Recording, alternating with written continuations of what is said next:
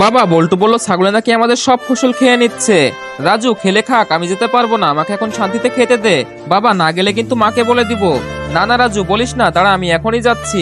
এই তো সুযোগ, বাবা চলে গেছে, এখন তাড়াতাড়ি করে কমলাগুলো ছিলে জুস বানিয়ে নিব। বাবা আসার আগে কাজটা সেরে ফেলতে হবে। আরে এখানে তো কোনো ছাগলই নাই, তাহলে কি রাজু আমাকে বোকা বানালো?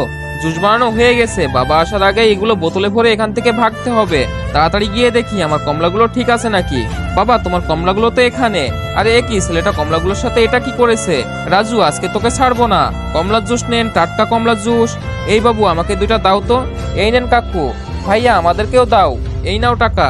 অনেকগুলো টাকাই তো হয়ে গেছে, এখন দাদির জন্য ফ্যানটা কিনে আনতে হবে। আরে ওই তো ছেলেটা বাক্স নিয়ে কোথায় যাচ্ছে, আমাকে দেখতে হবে। আরে রাজু এখানে কি করছে? দাদি এই দেখো তোমার জন্য ফ্যান এনেছি, তোমাকে আর গরমে কষ্ট করতে হবে না। কিন্তু দাদু ভাই, এরা তো লাইক সাবস্ক্রাইব করলো না। না দাদি, ভালো মনের মানুষরা ঠিকই করে দিছে।